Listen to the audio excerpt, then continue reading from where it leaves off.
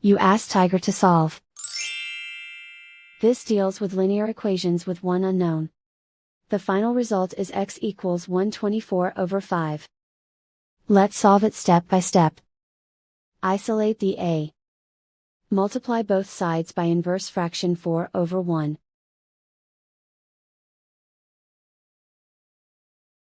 Group like terms.